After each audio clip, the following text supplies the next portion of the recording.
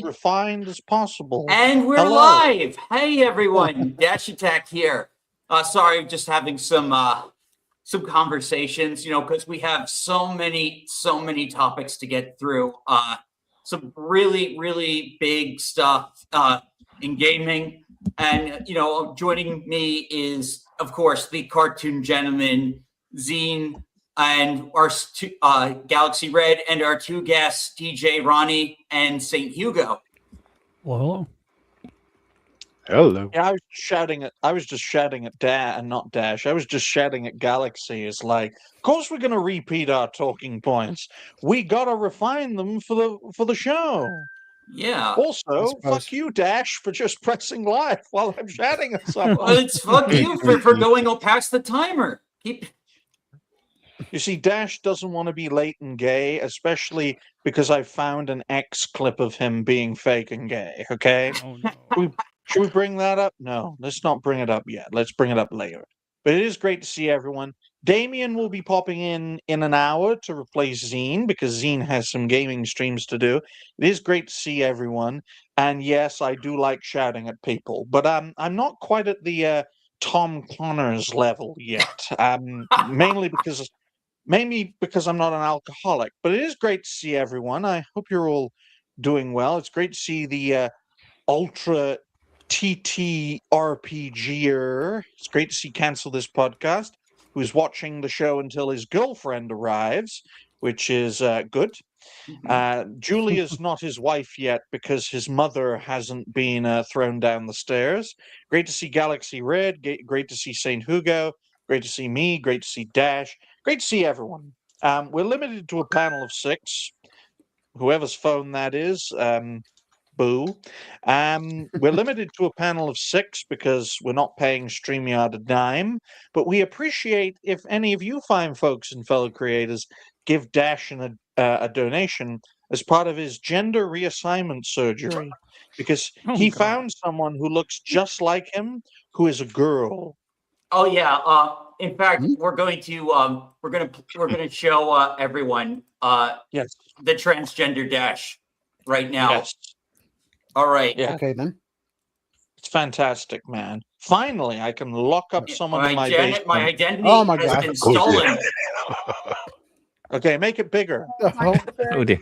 They are mandatory. Do not purposefully misgender trans people. You do not get to decide how someone identifies. My pronouns are preferred. They are mandatory. They are mandatory. This has to be AI. This has to be AI. That was horrible. See. No, it's real, folks, and that is the kind of girl I would chain in my basement. At least I'm finally getting cosplayers. Basement. I always thought I'd be the first one to cosplay as Dash. No. No. Too late. I know this person thing beat me to it. No, it is a person. It is a person, folks. Trans people belong here. We need trans people. We love trans people. Okay, I'm good. We can move on now. But yeah, it's nice to know that that a chained up basement lady cosplays as Dash. That way, I don't have to capture the actual Dash attack. I can just capture the cosplayer. But on that note, since we've caught up with the chat, let's catch up with the panel. And we're going to start off with Dash Attack himself. So, Dash, how have you been? Did you weather the storm? Yeah, I weathered the storm. I think we're going to get a little bit more snow sometime this weekend, but it shouldn't be too bad. But yeah, I managed. I switched back to my old avatar on my PC, my laptop, and I was able to get some streams done. And we're back to business as usual now. How many inches? I think we got at least 7 or 8 inches. Is that a lot? That's a I don't know. amount. I think we were projected to get 12, but I don't think we got that much. Oh, so 8 for you is a bit on the short side. That's good to know. How about you, Zine? How have you been? Well, weathered the storm, even though I have no AC or heat. How are you still alive? Well, I survived the ice storm that came through Texas years ago, so I had no power Ooh. then. Texas. That explains it then. So Zine is like 6 foot tall, weighs 250 pounds, and is built like a brick shithouse. He is literally massive. he just looks like that to disarm people. Isn't that right, Zine? Let it be up to your imagination. See, look, he puts on that voice. His real voice is like, I'm Zine. I love my gun-toting No, this is Texan, actually my real voice. and I love shooting deer and Mexicans. So on that note, how about you, Galaxy? How have you been? But all right.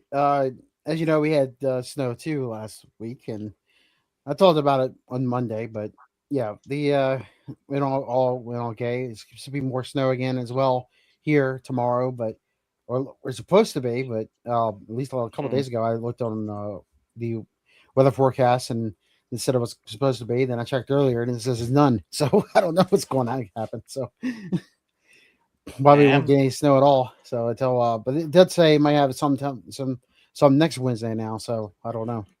We'll see. Well, fingers crossed. Fingers crossed. Global warming is very real, folks. The past 2 weeks are living proof of the fact that the planet is getting warmer while the entire world is getting colder. And if you don't believe that, you're racist. How about you, St. Hugo? How's the weather being in Germany or Austria or wherever it is you live? It's Germany. We have snow too. My kids love it. It's been many years where we could go outside and, well, do the things like building a snowman and stuff. So that's been nice. And aside from that, January has been busy with offline tasks, but those are done now, and I'm really looking forward to February now. Good. Very good. January, the new year is always a difficult task for creators. It's almost always a slow start. But I'm sure things will ramp up as the year goes on. Mostly, folks, the insane stuff always happens towards the ends of the year, guys. For any creator and any creator community, if shit goes down, it goes down towards the end of the year, especially this year because it's election season, folks. So that's going to be crazy. Come on, we need Kamala to win, don't we? I love Tim Waltz. I love his horse as well. How about you, Ronnie? How have you been? Oh, I'm doing great, man. Like, the snow wasn't too brutal this last week, but about 8 inches is a healthy amount of snow, but it is manageable. You start into heart attack territory when you start shoveling that if you get older, but luckily we are all quite young and handsome, so that's not really a big concern. But, all this talk about meteorology just makes me want to put a weather map behind me and pretend to be a weatherman, but, I don't have boobs, so I wouldn't be, like, as popular as that thick girl. You ever see the thick weather lady who's, like, blonde? She's popular. Like, she comes up in YouTube shorts. Anyway, I digress. I'm doing great, man. No, look, if I really, because my passion is the weather, right? But I know for a fact that a dignified cartoon weatherman will not do well on YouTube, right? The vast majority of people cover pop culture because it's a much easier way of making a name for yourself. I'd love to do a weather channel. Dash can be my weather boy. Instead of weatherman, the weather boy. I see what you're doing. Yeah. Respectfully, I think that you're underestimating the potential in that realm right there. I mean, like, you got the graphics at your disposal. I mean, I don't know about your countries, your continent, whatever they call it, but, over here we got NOAA, and even though they're always pushing climate change stuff, they at least do give the public access to a lot of these, resources here, such as the geostationary Earth environmental satellite. I find it very interesting myself. And I think, it'd be good to do American weather forecasts because then we can teach Americans where America is on a map. which I think is very important, right? Yeah. But it is great to see everyone. I hope you are all doing well. We've got 5 topics for today's show. We're covering a wide variety of situations and people. And we're going to talk, firstly, about the resurrection of Kathleen Kennedy. And not for Disney, folks, but for Nintendo. Did you know that Disney literally cloned Kathleen Kennedy and gave her to Nintendo? I'll write that down for 10 minutes and 10 seconds. There we go. So, Dash, why don't you tell us a little bit about Nintendo getting a Kathleen Kennedy as games get non-binary? Yes. So, Devin Pitchford replaced Doug Bowser starting at the first day of the new year, January 1st.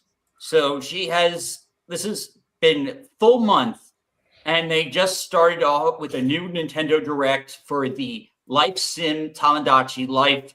After 10 years, the 3DS game is finally back on Nintendo Switch 2 with new Miis, new customization, and yes, more gay. Well, So yeah, first of all, guys, that's the best looking non-binary person I have ever seen. Okay, I think what a great way to represent the non-binary community, and without a straitjacket. This is an incredible step forward for Nintendo to become the Disney of gaming. I think What do you think, they Pat? said the character was female. Like, this is the dating preference options, meaning like, so they pansexualed her. Like, she literally date everything. Well, I can understand Nintendo why. is the Disney of gaming for over 10 years by now. Yeah, Well, pretty let's much. face it. I understand why that lady is pansexual, because a pan can pleasure her in every way possible, especially the handle. God. Her face almost looks like a pan. Oh, Man, I know it's I'm caught- sending yeah. some date everything DLC coming this way. Of course, because this is made for young people, and young people have to be taught that pans are very, very positive. Hey, Dan. Hey, Dan. Hello, Furious Dan. Hello. This is Dan. AOC's meme. Yes.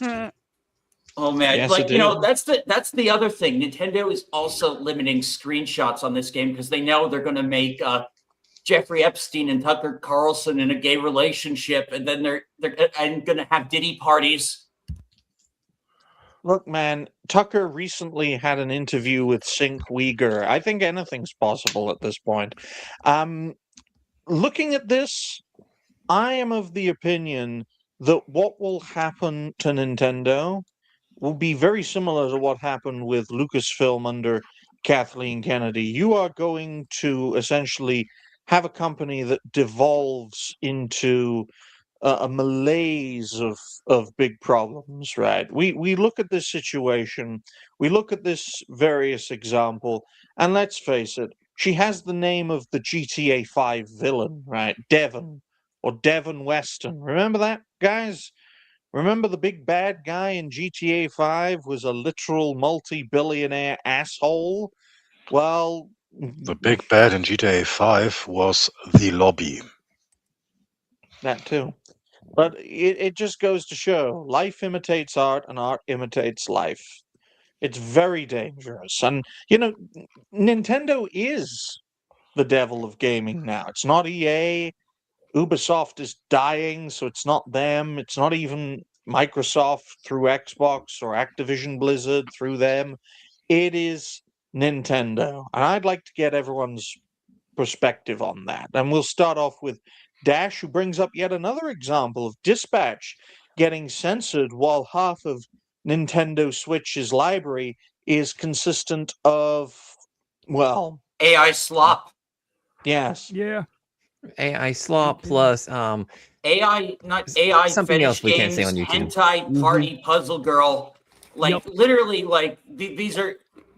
There are several games with the name hentai in the title, and they're almost always AI.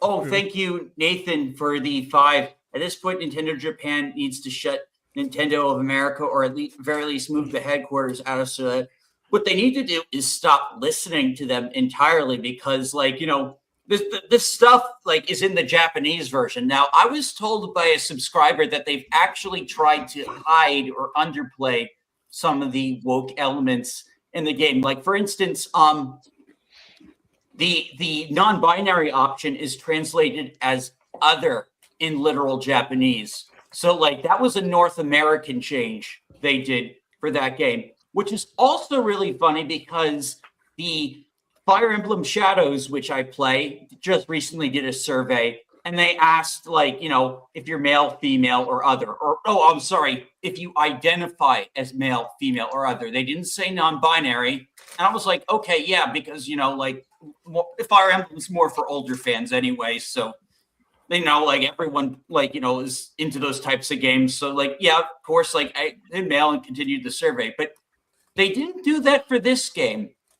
And it's weird because the thing is, life sims, woke people love life sims. Like this, like Nintendo knew what they were doing. Like, they know, like these are the games they play. The problem is it's also marketed to children, which I'm completely against. Not just the whole, especially the non-binary thing, but even like the same-sex stuff. Like, it was funny in The Sims, but Sims was a T-rated game.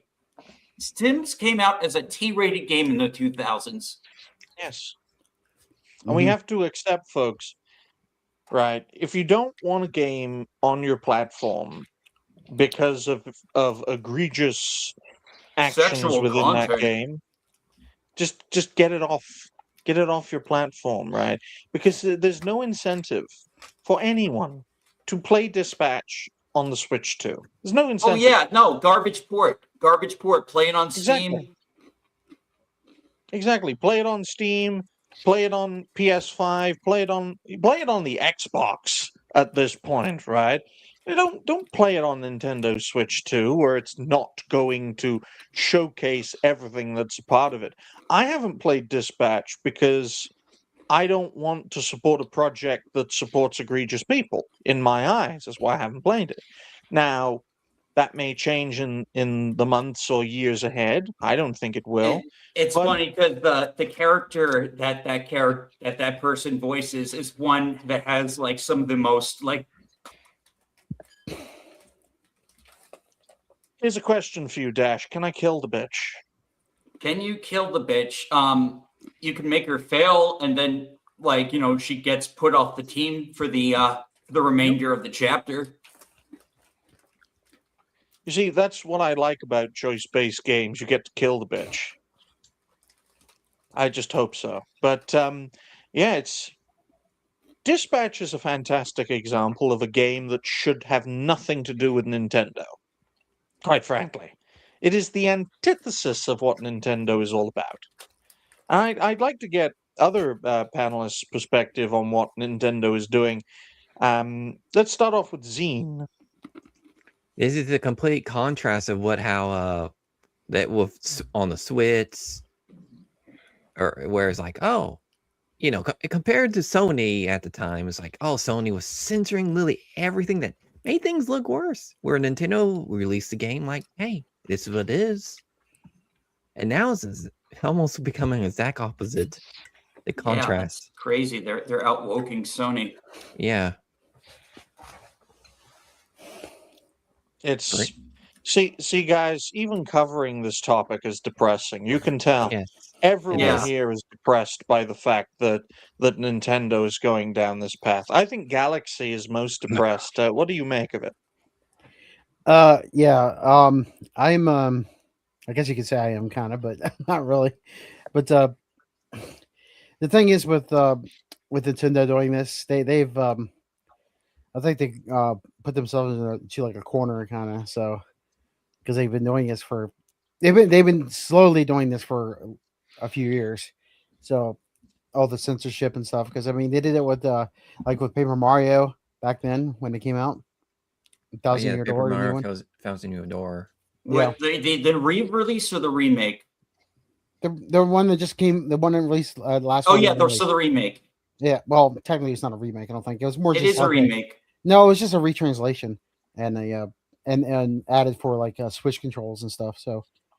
Oh yeah, even the writer's like, "Yay! I put this transgender garbage." Yeah, they in. bragged about it. Like, Yeah, it's just like that. That's it's been doing that, and then there's like other things that happen afterwards. There's also the Fire Emblem Engage thing was like, that was one of my first big videos, was complaining about how butchered Fire Emblem Engage was.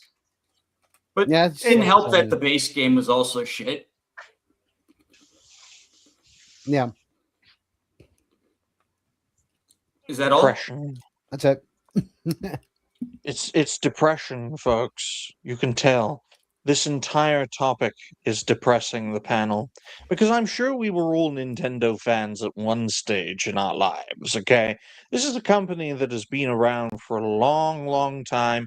Yes, it aided and abetted Japanese war crimes by selling cards, but that was a very long time ago, okay? Hugo, as a fellow Axis member, what do you make of what Nintendo is doing? Well, I'm not depressed because that phase has been over for 10, 15 years for me. Because Nintendo has been doing questionable choices for like ever. So yeah, the SNES had a gigantic catalog of third-party games.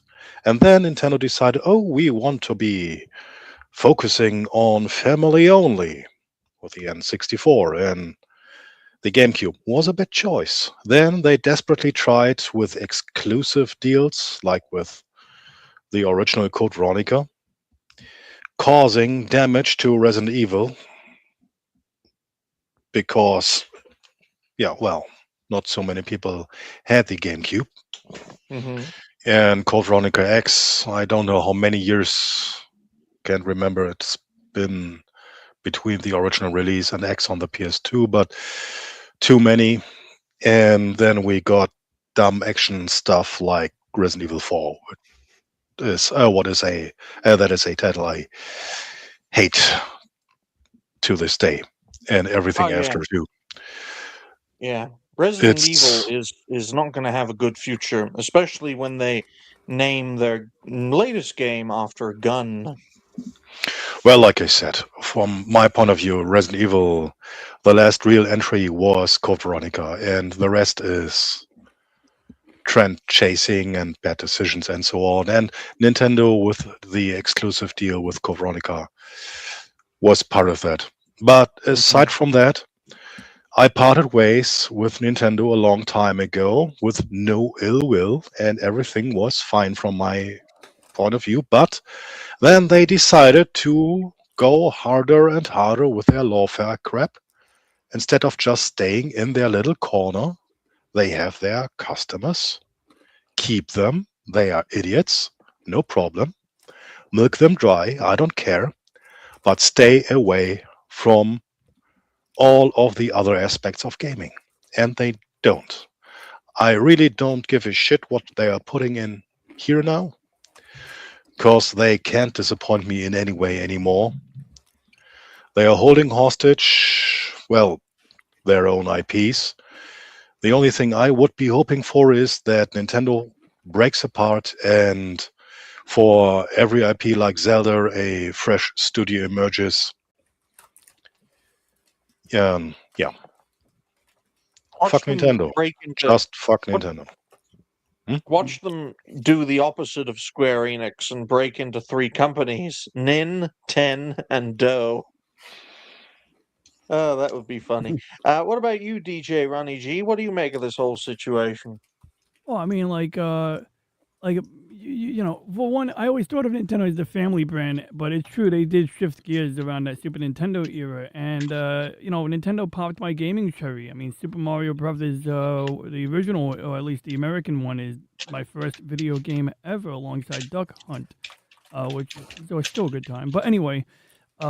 What is interesting, what Dash pointed out, it's a weird juxtaposition where you do have a game library in the Nintendo Store, eShop, whatever the hell they call it now, where you can buy hentai games. It literally says hentai in the title. And I'm looking at it. I'm like, great, for $2.99, I get some Fat Bank material. And it turns out you got to do the puzzle first.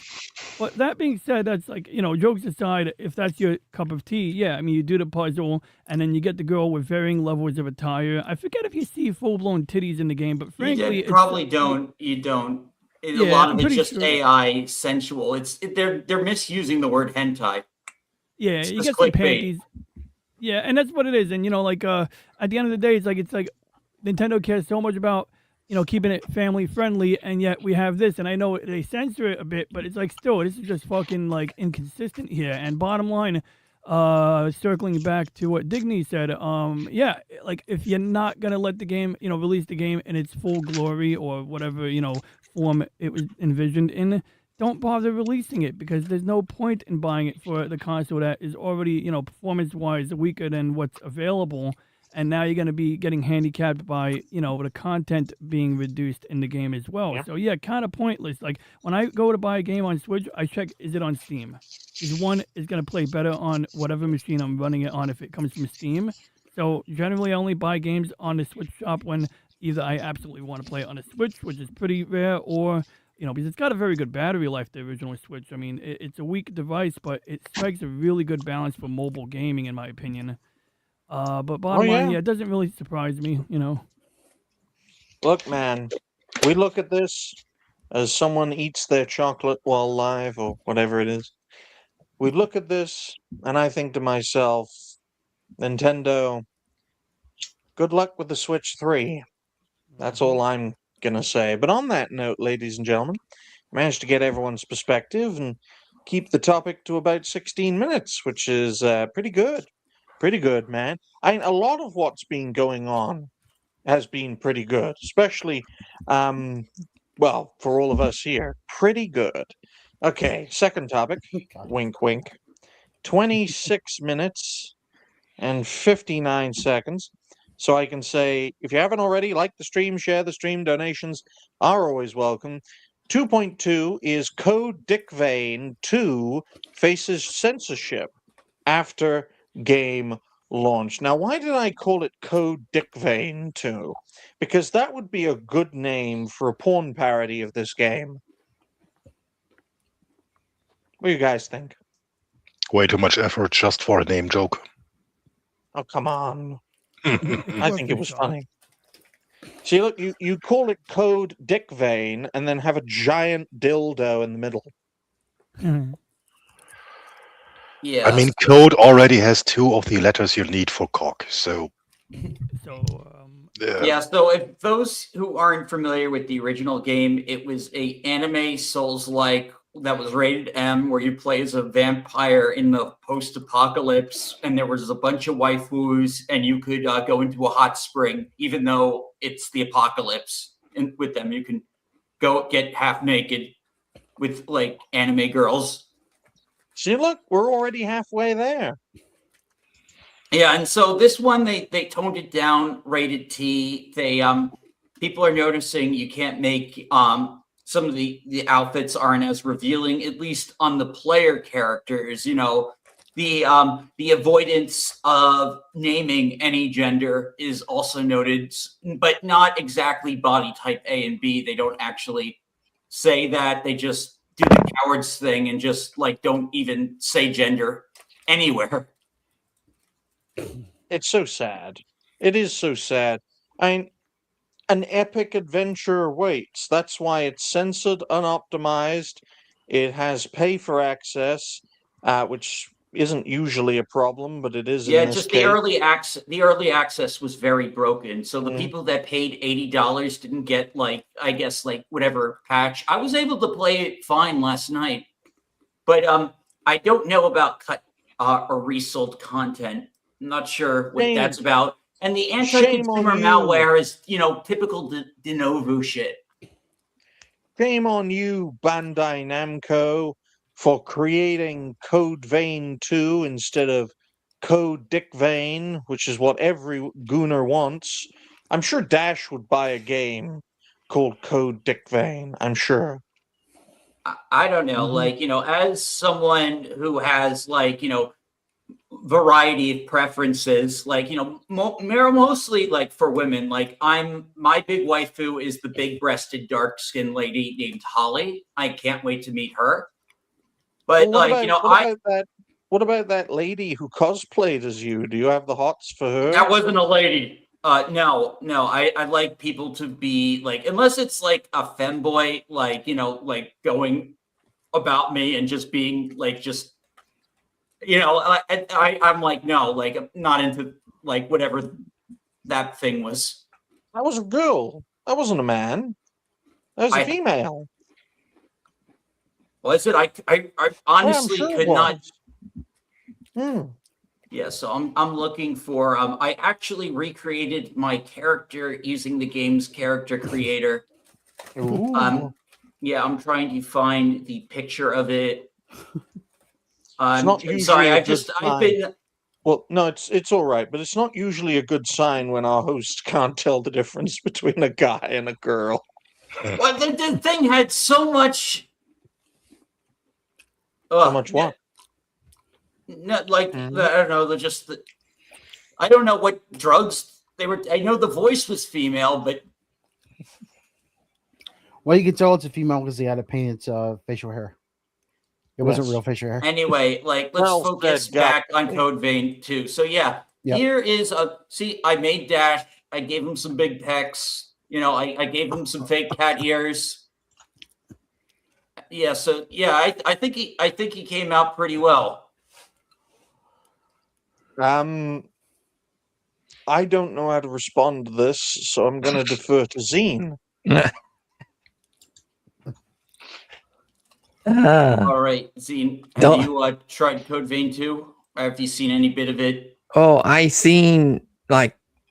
played the first one, but after seeing like the second one of all the they changed all the characters, I'm like, why? You had perfect characters from the first game. They'll need to change them. Yeah, I need to read the super chat. Roadkill says truck did well. Here's your share. Thank you so much, man. The taco truck with Furious Dan.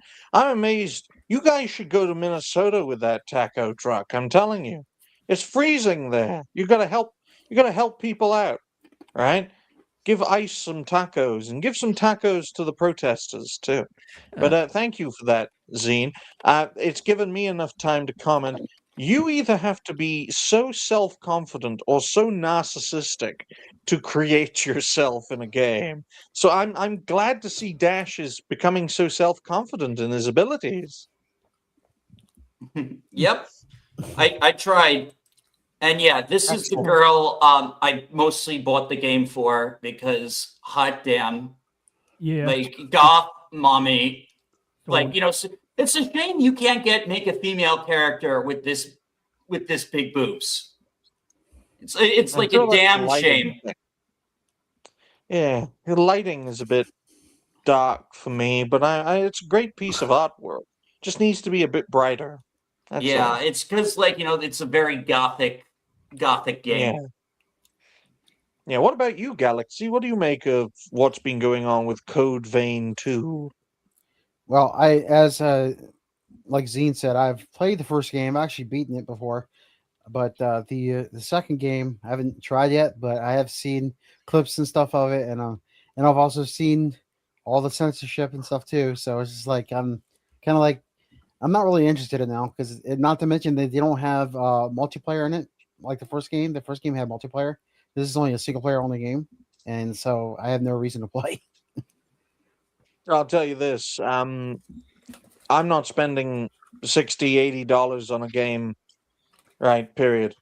Simple as that, right? $50 is the absolute maximum. In fact, one of the main reasons why I supported Expedition 33 was because of the fact that it was a $50 game. Yeah. If it had been a $60 game, I wouldn't have supported it.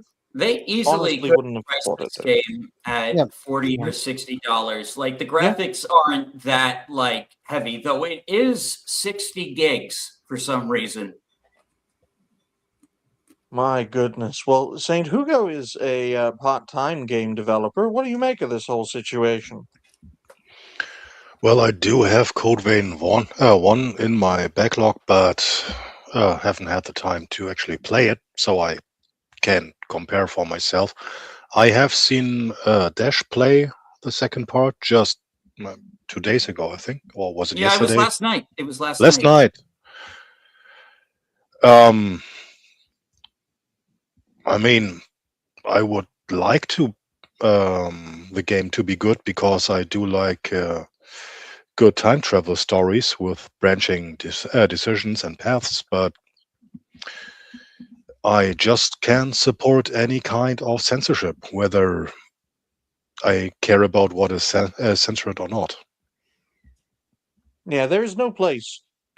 There's no place for censorship in a civilized society, folks. Um, we look at what's been going on, and we are seeing the signs, and they all have similar problems. Similar problems require similar solutions. That's why so many topics largely can be solved with the same position, and that is these are the red lines, don't cross them. If you cross them, you will be crossed. It's as simple as that. That's Pretty the much, approach yeah. we have to take now, more than ever, especially if you're living in New York. I mean, my God, Mhm. if you live in New York, I feel so sorry for you. That's why we have DJ Ronnie G here. Ronnie, what do you make of this whole situation? Well, to be honest, I'm not really familiar with the franchise.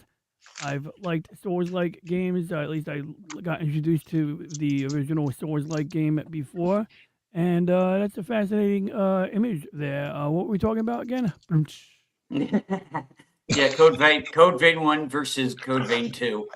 You can see what losing the M rating, what a difference it makes. Oh, I see. So now the skirt isn't hiked up enough to see the buttocks that clearly, and they're wearing. You know, granny it's pants. just a void shadow. Like this is Oh, something yeah. developers have been doing, so perverted gamers can't look up the skirts of their female protagonists. So those aren't granny panties. That's a void. That's just a shadow. That's there. just Wow, a dark void. lazy bastards. I mean, like, because the ass has more detail on the outside of the fabric than whatever is under there. Oh, yeah, it's probably because better graphics, I guess. I Mhm. mean, like, I think like the game probably was originally going to be like a traditional, more in line with the first game, but then they decide maybe making it T or following these guidelines would increase sales. You know how these corpos think. Yeah, Yep. because they know for a fact that games with lower ratings, lower age ratings, get more sales. It's as simple as that. For the most part, it's not always the case, folks, but they apply this logic from movies, right? The lower the age Mhm. rating, the more likely it will be a success. That's not always the case. You look at some of the highest grossing movies in the world of all time, they're not E for everyone, are they? Right? Titanic wasn't E for everyone. People died in that because it was based on what happened, right? You look Yeah. at films, look at the Avatar films. How many people get killed in the Avatar films? Hundreds. Exactly. And they're some of the highest grossing movies of all time.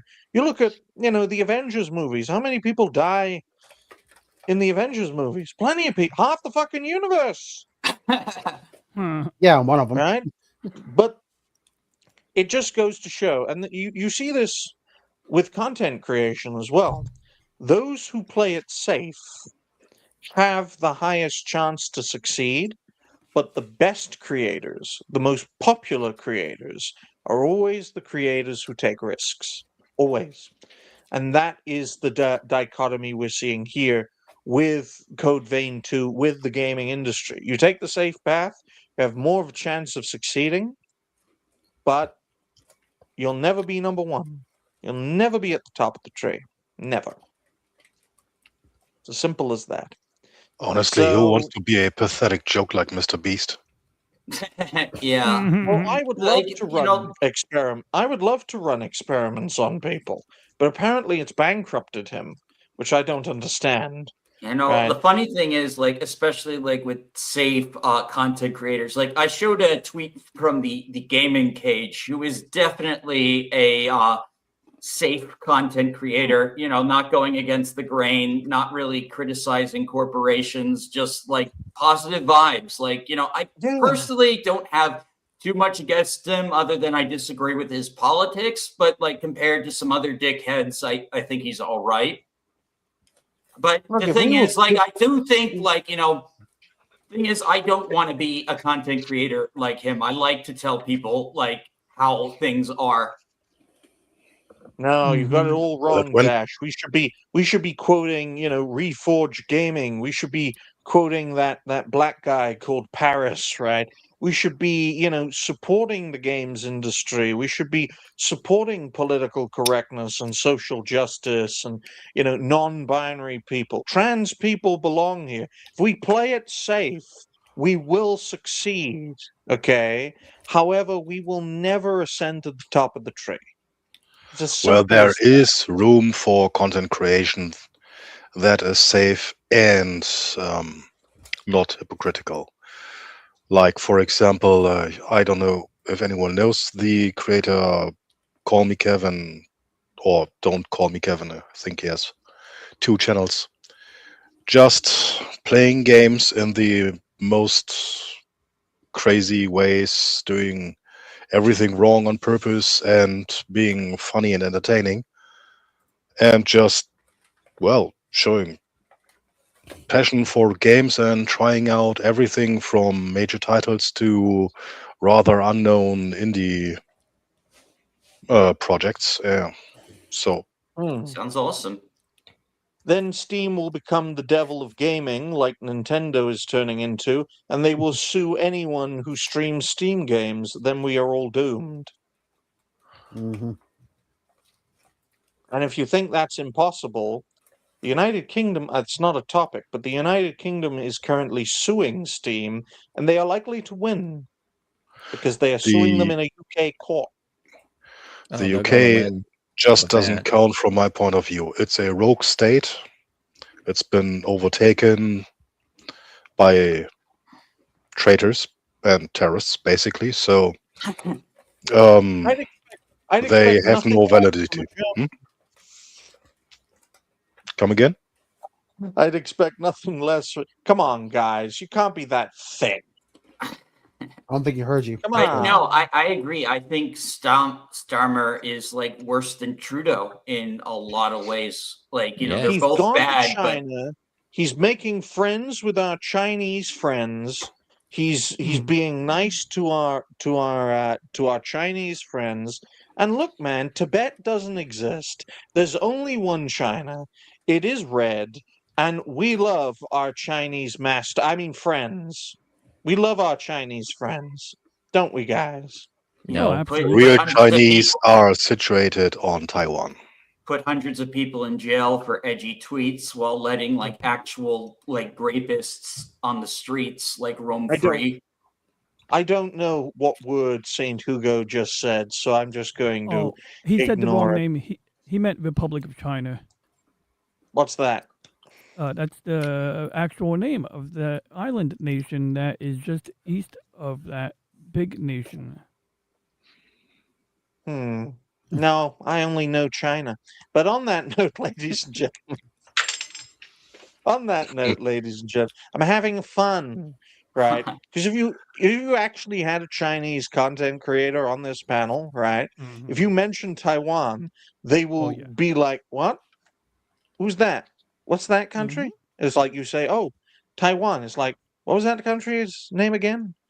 And then you say China, and it's like, "Oh yeah, China. China's the best, isn't it?" When you are in a store and you see a world map or a cheap produced globe, just check if Taiwan is part of CCP, China, or, well, Taiwan. Most cases, it's part of CCP, China. Exactly. They just try to soft power their way with, well, they produce those. So just rewriting the map over and over again. we'll make this point and then we'll move on to our third topic, because we're speaking of China and Asia. We'll be talking about VTubers a little later, as well as their period plans. But if I was doing a globe of the world, I would put in Taiwan, American colony, South Korea, American colony, Japan, American colony, the Philippines actually was an American colony, might as well still be, and just do it like that. It's like, yeah, without America, you would not exist. I would put in Rest Atlantis in just for shits and giggles.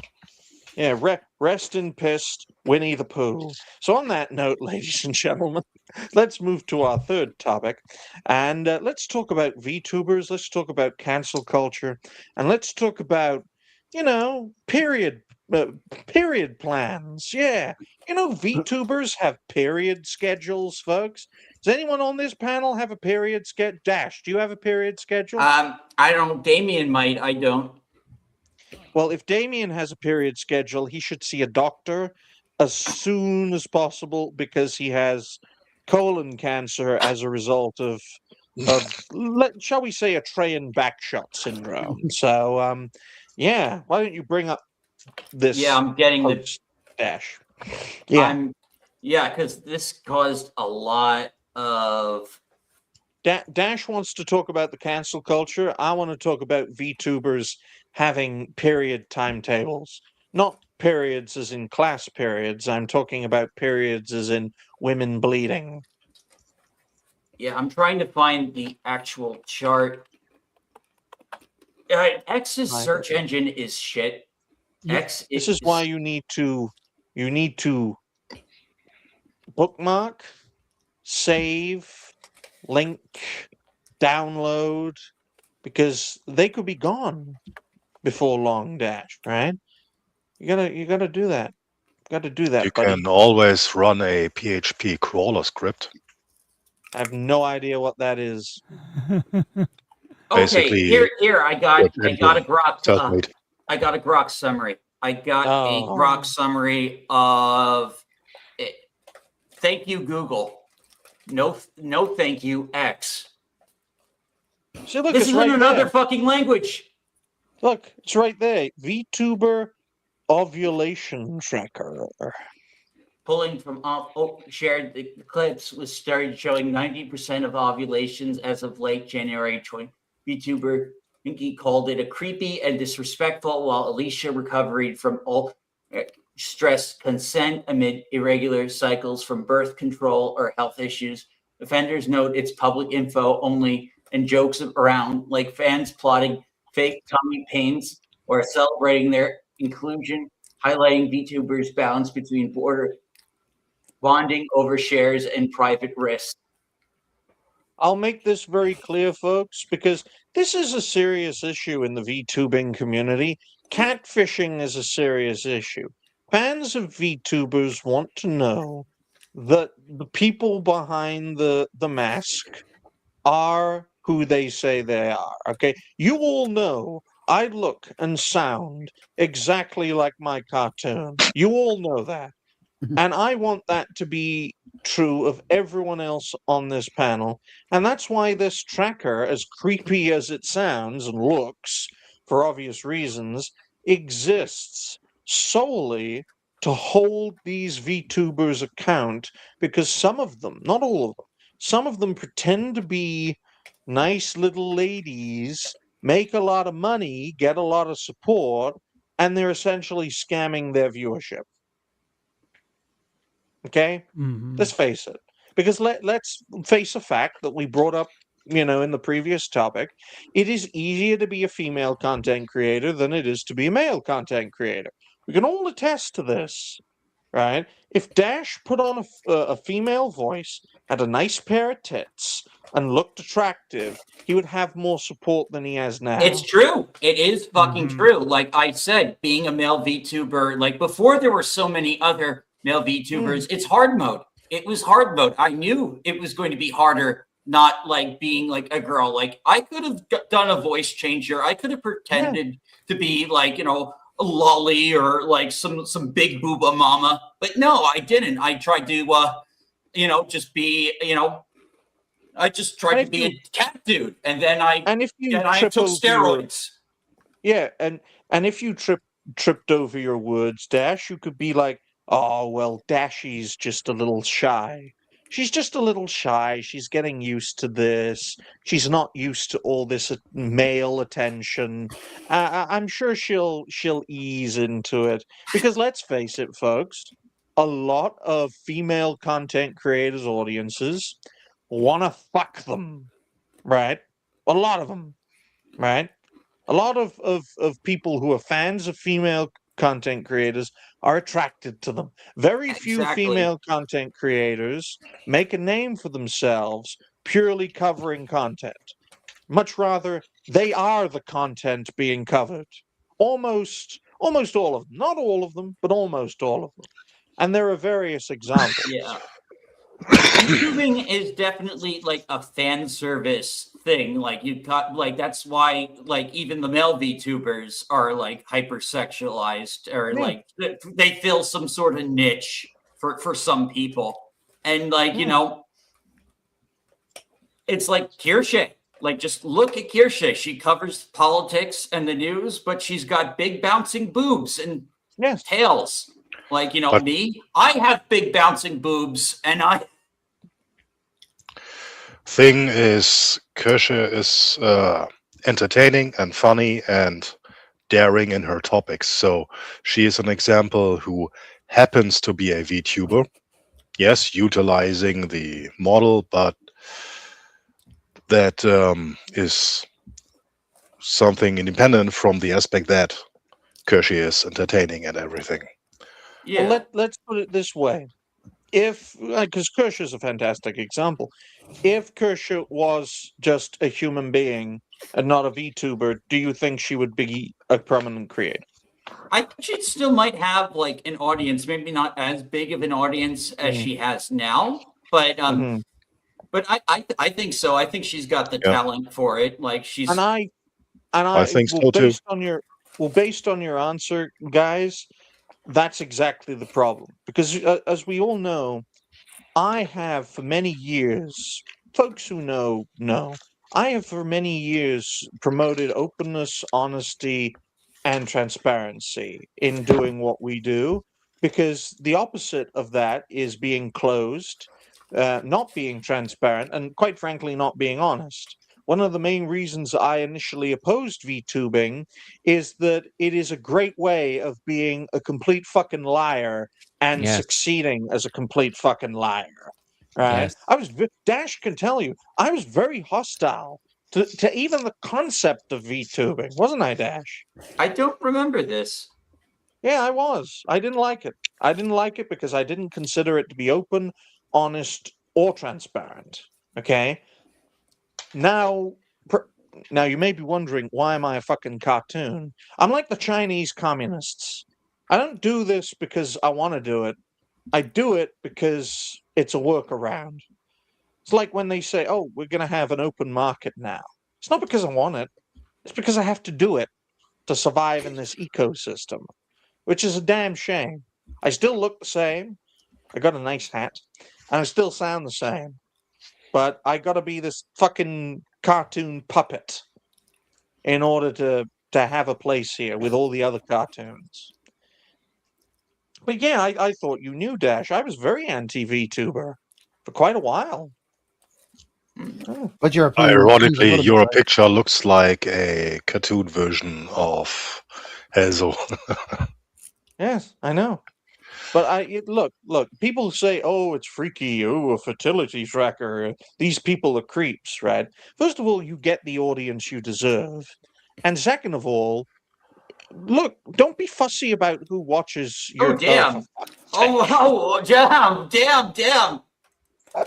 Don't bust. No, that was my X algorithm. It's been merging with my other account.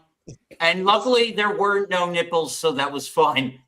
Guys, well, you probably shouldn't have. The second point I was going to make before I was rudely interrupted was, first of all, you get the audience you deserve, no matter the platform, and second of all, you don't be fucking picky about who your audience is. Guys, if I had 10,000 subscribers and you were all evil, disgusting, wretched people, I wouldn't give a fuck as long as you just supported me, okay? Because no one doing what we do is honestly a good person. Because I'll make this point. I will make this point, right? In any part of life, work, family, professions, that sort of thing, the nicest people always get stamped on. The most successful people on average are the worst kind of people in all areas of life, right? Some of the best parents are cunts to their kids, right? Because they got to learn the hard way that life is not a box of chocolates. Life is not sunshine and rainbows. Life is get stepped on or step on people. And that's not going to change. In fact, that's going to become even more of the case as time goes on, right? There are no permanent friendships. There are only permanent interests. And once you understand that mindset, then you begin to understand the world and content creation a heck of a lot more. And VTubing, right? When VTubers have the same interests, they gather together. When their interests do not align, they want to kill each other. There was one VTuber, I can't recall the name exactly, who didn't want normies to enter VTubing. She was like, fuck you, normies! That sort of thing. Because she knew as soon as the everyday normie enters the zeitgeist, it's all over. Because the interests misalign, and that means VTubers and VTubing would tear itself to pieces. That's why you got to gatekeep, folks. You got to gatekeep. Because if you don't gatekeep, everyone's interests will misalign and they'll start to hate each other. And you see this with creator communities that grow too quickly. Go ahead, Dash. We were talking about like honesty, like so like apparently there is that a bunch of VTubers are now like asking like why their favorite content creator isn't on the chart, and it's apparently exposing a lot of like, you know, male men using female avatars, according to Mr. Obvious and this 4chan post. Yes, because it is completely obvious, right? The people who are open, honest, and transparent online tend to be crushed like a bug on any platform. It's a sad thing to admit, but that's the way it is. That's why the most successful creators on average are the creators you know absolutely nothing about, really. Think about it. Think about your favorite content creators. How much do you really know about them? Let's see. Like, you know, I'm just thinking, like, you know, I know Hypno's Hispanic. That's about it. I know he likes games. Like, you know, Smash, I know he has a family. Yep. Let's see. I'm thinking of others that I about like. Endymion? Endymion? Well, I know he's Canadian and he has a girl. I've met his girlfriend.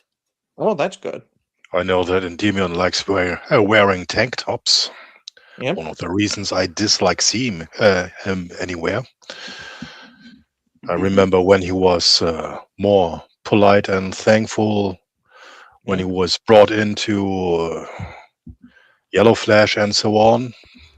Like, it's so amazing to be on here, and a few months later it was just like a sack of potatoes scratching his nut sacks on stream in a way. So, we are never getting him back on here, are we? No. Hugo makes a great example, though, Dash, right? The more open, the more honest, and more transparent a creator is, the less likely you'll like them. It's a fantastic example, right? What we do encourages us to not be honest with people, not be open with people. No, I wouldn't agree on that. I just dislike Endymion. Yeah, I want to say something. So like I feel like, I've been a little bit more transparent as a VTuber than I probably should have been, but I feel like that's all worked in my favor, really. I've met tons of great people and I have laughs all the time. I know who my real friends are. Oh. So Yeah. it's honesty. You can be honest. You just have to have balls and not be intimidated. It just seems to me, from my perspective, I haven't been doing this for very long, but I've learned a lot from someone who has. The more open, honest, and transparent a creator is, the more likely they'll be annihilated. It's as simple as that. Oh, it's as simple as that. Z's going to have to go in a minute. Yes, Zine, why don't you tell everyone what you're going to do and then leave? Yep. I'm leaving here to do a stream of Trails of Cold Steel, an RPG, a JRPG of a very long series that was it. The most recent game came out literally this month. Excellent. And that's it. Have a good time. Have a good day, everyone. All right. Bye for now. Later, man. Let Damien know he can pop in. Yep, I want just him to sent be him a depressed. message. He should be, because I definitely want him to hear his opinions, because he keeps track of VTubers better than me. Yeah. Well, we also need to consider, folks, that I'd love to say we're all human beings, but even at that point, we're not even at that point anymore because of the rampant AI problem, especially on YouTube. Whether it's content creation or moderation, it's getting insane, and we'll talk more about it towards the end of the show. But let's face it, guys, when we look at VTubing as a concept, it's a recent thing, and the audience, you got to cater to your audience, whether they're nice people, nasty people, whether they're open, or whether they just want to know when you're bleeding, right? They want to Thing is, impregnate you. you don't have to expose your private life to be authentic. So I repeat what I said in terms of Kershi. Content creators who happen to be VTubers and not this ominous VTubing community of, I don't know how to describe it, crazy people. Basically, using avatars is the logical evolution for anyone in gaming. I mean, playing characters is part of the gig. Yeah, and it leads to the potential danger of having a public position and a private position, which is why I personally think either you're going to be open, honest, and transparent, or you're not. There's no middle ground. I mean, take Hypnotic, for example. He is honest, but he keeps his privacy, and that's the right way, I think. The one thing for example, disagree with Smash's approach is that he has his kids on stream every now and then. So it's up to him to decide that. I like him and the things that he does, but I disagree on showing your kids on stream, even for a split second. Well, there is a age when, for example, Will's kids are small enough that it doesn't matter. But I'm pretty sure he will stop showing them on stream once they get older and be more recognizable in the long run. I dare to make that prediction. Well, this situation, which I thank Dash for making this a topic. This situation has so many possibilities because we all have different, lines, right? I'm simply of the view, because we all know where this is going, right? The digital world and the physical world are merging together in every aspect of society, economy, public discourse, the lot. So inevitably, the same norms, customs, and values of the physical world will manifest in the digital world. And we all know in our everyday lives that if you do not showcase yourself as you are, then your days will be numbered. I can't Mhm. dress up as I can't put a hat on and go out in the street because I'd be laughed at. Dash can't dress up as a cat boy on the street because he'd be fucking No, laughed at. He'd be beaten up. convention only. Like, you know, Yeah, convention I mean, only. I'd love to like dye my hair blue, get some like, yeah, you know, put on a show like for people. Like, I think that'd be fucking awesome. But like, you know, yeah, obviously I wouldn't do that in the fucking street because one, like, you know, like you know, like the furries with their like fursuits. I'm totally not into that. Like, I don't get the fursuit culture. Though I did see like some Japanese furries actually make some really awesome like thing that just looks way fucking cooler than whatever the American furries are doing. Well, you might want to bring that up if you have a visual example. But the point I'm making is, folks, essentially, the different worlds are colliding together, whether you like it or not. And I don't think a lot of creators are going to like it. But I think for the viewers' sake, it's going to happen, whether you like it or not. Which is so ironic, considering how much AI is going to make people distrust so much more than they are currently. It's like, oh, Dash is AI. I'm AI. Galaxy's AI. Ronnie's AI. Literally, Ronnie has an AI companion, right? And a great way to just decrease the tension is when someone calls you AI, you call them AI. And then everyone calls each other AI. And it completely comedifies the situation. And it just gets rid of all the tension. It goes to the Spider-Man meme, I guess. Exactly. Exactly. And it's like, well, then if everyone says everyone else is AI, then what the fuck's the point of us doing what we're doing? Why don't you just shut the fuck up and we just do what we usually do? And that's probably what it'll go back to. Mm-hmm. Anyone else want to add to this topic?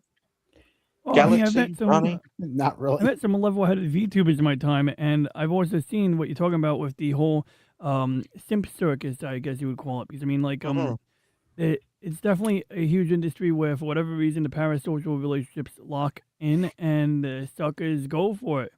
But I do want to give appreciation to the ones who, you know, show a good time, who have a sense of humor, who even joke about their own genres sometimes. You know, people don't take it too damn seriously. But at the end of the day, some people just want to maintain anonymity, and I can appreciate that in this day and age where, you know, fucking people have no life and think they got to go to a I'm post you made I'm 7 years sorry ago to make a thing of it. I'm sorry to stop you, DJ Ronnie G, but No, I was Dash is basically done. using his wrong X account.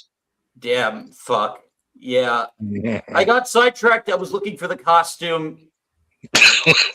Getting sidetracked, eh? I mean, I basically got my thought out. That's basically all I got to say Hey, about that. Neku boy, how's it going? Yeah. Look, Busted. guys, At least No, I they think don't this have is to clip it. At least they don't have to clip it out. look, Wait, people. was we not No, supposed to use profanity or something? no, it's just Dash doesn't like it when he makes mistakes and Oh, shows well, his because X I don't want to cut profile. out the stream and break Oh, I YouTube's. Like, understand. if any like cartoon dicks get or boobs get on the thing, Yes. I'm busted. Or but even worse, a real one. I don't think that YouTube will like care if the difference. But like, you know, yeah, like, you know, I'm very protective of my channel. It's so sad Mhm. because, you know, what Dash has to essentially be closeted in this situation. I know it's not that kind of closeted, but you know what I mean, right? On this platform, you cannot be your authentic self, right? I encourage Dash and everyone else here, right, to embrace who you really are, right? And it's not just as a joke, it's a real thing because we need authenticity, especially when it's inconvenient, right? You have people say, oh, authenticity is the currency of the internet. And then my response is, until it's inconvenient to you. And then they shut up real quick. And then you never see them again. Wink, wink. So on that note, ladies and gentlemen, come on, Damien, where you at, man? Where you at? Yeah, where is he? Better not be Anyway, crying in the corner. Better not be crying in the corner because your mother told you off. I told you, beat your mother. Oh, if anyone was curious what I was talking about, it was this one. Like, Yeah. this looks way like less lame than like some of these other like goofy mascot stuff the Western furries do. Yes, because it's made out of 100% fox. They literally skin animals to make those suits. Wow. And considering they're Japanese, I would not be surprised if that were true. But on that note, ladies and gentlemen, they are a very vicious people. 1 hour, 10 minutes dead for our fourth topic, which we'll be talking about Highgaurd debuting, and it goes down like a waterfall, literally. The player base has gone down, what, 90%? 95%? Yeah, it started Yeah, at it's pretty 90 bad. and now it's been like at 80 or something, like 8,000 for the most part on Steam, but it doesn't Yeah. help that the PC version is also the worst version. Yeah, it's 9,000 right now. So playing. So that's about a 90%, maybe more Yeah, drop. this So it's all-time dropped worse peak- than the waterfall. All-time peak It's was awful. 97,000. It's awful. Oh, Folks, okay. don't- So it's apparently it went up a little bit. There is currently over 9,000 people in game right now. Yep. So It's going up. Friday now, so that's no surprise. Yep, true. Mhm. This is the time. So like it seems like it's players right now, all-time peak was almost like 100,000 people on the Yep. for the PC version at least. I tell you this, guys, don't put guard in the name of your game. Don't. It's cursed at this point. No, Veil guard, don't high get the guard, support of Keely. That's the curse. But it Right. sounds Don't get the- fantasy-like. You know, guard.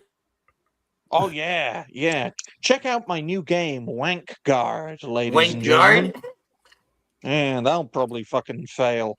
What's a wank guard? It's a condom. Highgardium Leviosa. Oh God, no. But this is monumental Highgardium failure Christ. in a picture. Yeah. They're going to I think like for Highgaurd, it's going to be about like survival. Can they maintain like a player base and then maybe like turn around? Because remember, Fortnite wasn't an overnight success either. That's the thing, is it? So Fortnite reinvents itself over and over again, grows all the Lego stuff, the rocket racing things and so on, the Guitar Hero clone mode, all the creator maps and so on. And then there are the other greedy corpos who want to copy and paste the payday and just think, all right, well, Battle Royale, be done. Money, please. So, no, that's not how it works. Yeah, well, the difference too. I think when Fortnite first came out, it had more to do besides Highgaurd does. In comparison, Probably. Tetris had more to do. So, yeah. no. Like I said, I saw Dash play Highgaurd, and it's basically nothing. It's one mode, 3v3, and I've played so many mods from Quake 1 to Half-Life 1 to Unreal Tournament, and so on. Mods. Some became real IPs like Counter-Strike, or Day of Defeat is still around, if I remember right. It's back from the Half-Life 1 mod days. Mhm. This is a playable alpha at best. So if there would have been potential, now it's wasted, and that's thanks to Keely, who is basically the kiss of death by now.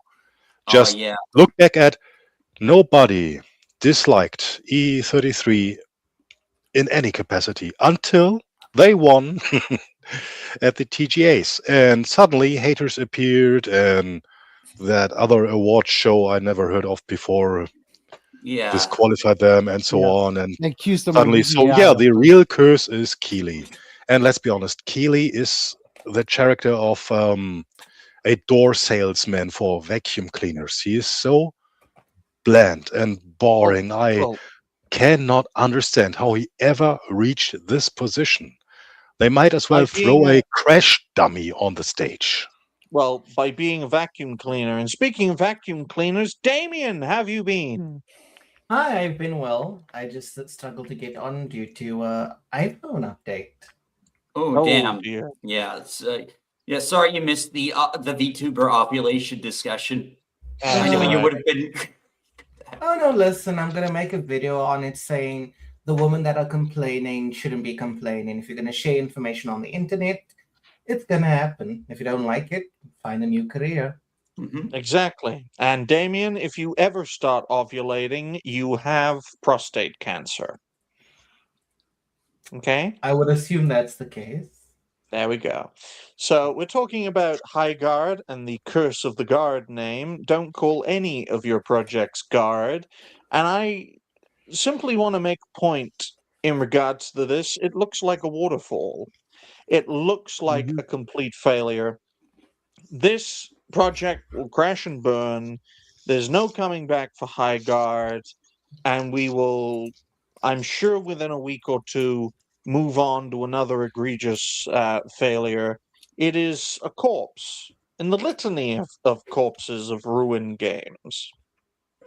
I think it's like a corpse mainly because, like, I think if it just came out and built a bit organic base over time, people would appreciate more. But because Keeley shielded it as hard as he did, and it was just like very basic, like, you know, not really like thought out like well with, like, you know, as far as like the mining resources, the 3v3 on like huge maps that could easily fit 12 players. Why not just chop the maps up and turn them into levels and have a single player game?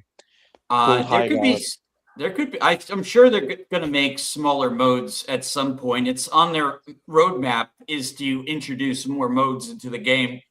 Remember when Concord had a roadmap? I think briefly, but the game died too quickly for. I think like Highgaurd just has to outlive Concord, and it could say it's more successful than Concord, but that's not saying much. That's like Another saying North Korea is more all successful. It's like saying North Korea is more successful than Soviet Russia because it lasted longer. It's not a compelling argument. Oh dear. But looking at this, I mean, the chart just speaks for itself, guys. You know what it reminds me? It reminds me of Brie Larson's YouTube career. You guys remember that? When she started her YouTube channel and it started off really, really well and then just nosedived within a few days. Oh, if you get these kinds of results, right, you need to start low and then work your way up. That's how content creators rise. If you're a shill-based system, you start off really well and then you struggle for the rest of your existence. Which is why I appreciate. What? But why would I want to struggle? Well, struggle is an inevitable part of growing as a creator. That's why I'm pleased that Damien is he's getting close to 100 subs. Yeah, though. hey, I saw that. I retweeted it. Like, good job. Like, you know, I'll definitely help you if you want to do some one-on-one collabs. Like, you know, come on my channel sometime. Like, we do some talk no jutsu. Well, we'll try and get you over the edge. Exactly. That came out wrong. Yes. Listen, let me finish my joke. Now, since I can certainly edge you. Oh, damn. Oh, damn. Oh, damn. What was that? Damn. Damn, I know. He went there. No, it's perfectly fine. But, Dash, most of what you were saying to Damien was problematic enough. You just took it over the edge right at the end. Look, it's not surprising. The moment you see a growing guy as a content creator, you instantly jump on him. And, I find that comedic. I just do. I find that funny because he does. He does. He sees a growing male content creator and he jumps on him. I just find that funny. But what about you, Galaxy? What do you make of all this? About Highgaurd? Yeah. Well, Or jumping on men, whatever's funnier. I don't know. Anyway, for Highgaurd, yeah, I wasn't even really interested in this game in the first place, but obviously this game is going to looks like it's already going to die. So it's just it might last for maybe a little bit longer than Conqueror, which is only like not even 2 weeks. So it might last about 3 weeks maybe, and then it would just die. Oh my goodness. I've known pregnancies to last longer than that. Like the failed ones. Yeah. But I thank was you for gonna that. say, I Hmm? was 10 months. That was one of the longer ones. Oh, damn.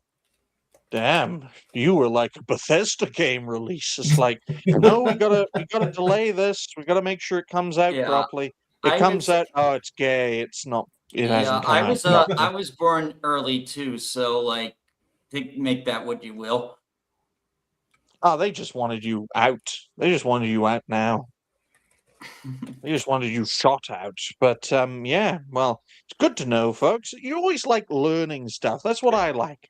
That's a great thing about content creation for me. You get to learn so much about a creator, how long it took for them to be born, the fact that they get very socially uncomfortable when someone tries to drag them into a conversation.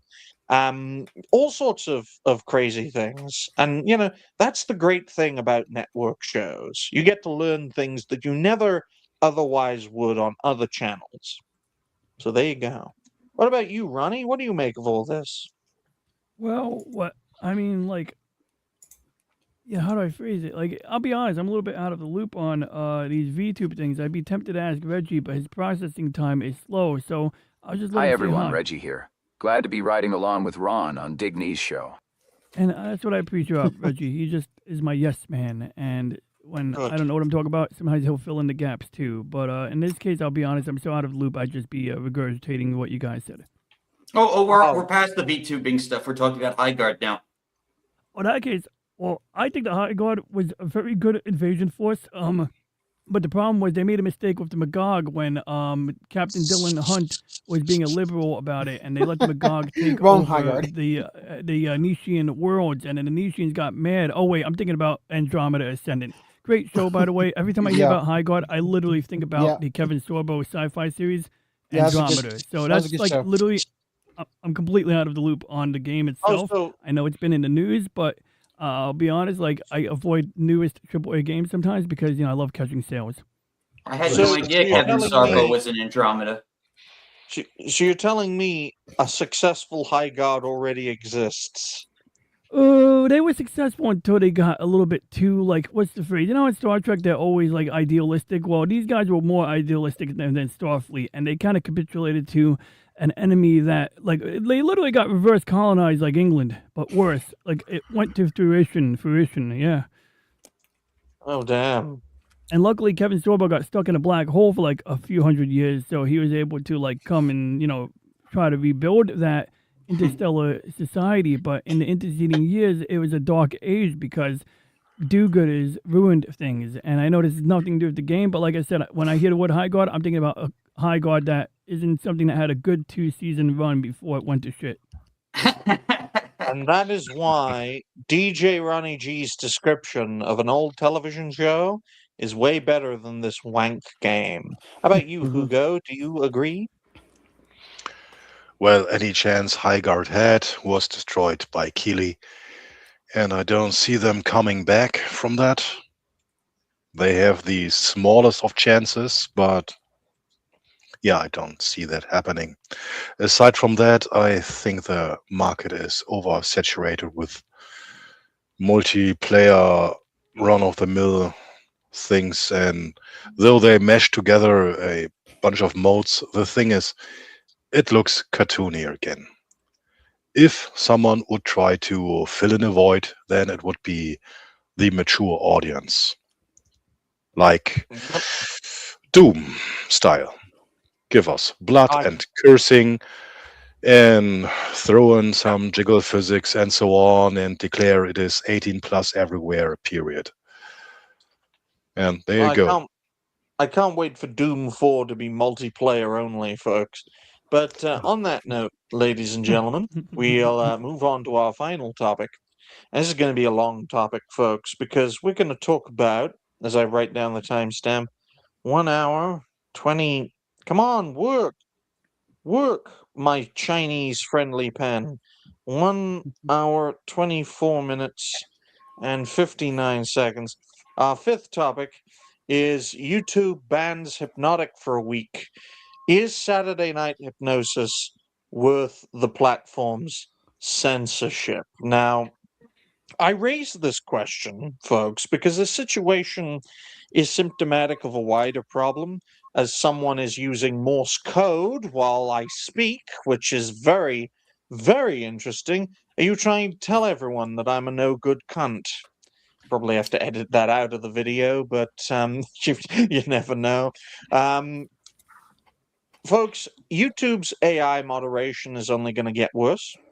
The inevitable result will lead to the deplatforming of all creators who go against the mainstream. And then once they're all gone, the shills will be eliminated because the useful idiots will have served their purpose. And the only people left on YouTube will be the makers of Stranger Things Season 5 and the makers of Game of Thrones Season 8. I was going Damn. to say it's just going to be Indians because it's That been a too. very Indian failure. We're on Team Elephant as Hugo coughs up a gut. Yeah, we'll It was be a on small Team gut, though. Elephant. And YouTube will be on Team Indian. So whenever you're ready, Dash, to share your screen, you're more than welcome to. Yeah. All right. The So reason- I'll pull Well, up I'll pull up Hypno's channel. I mean Yeah, the his reason- X.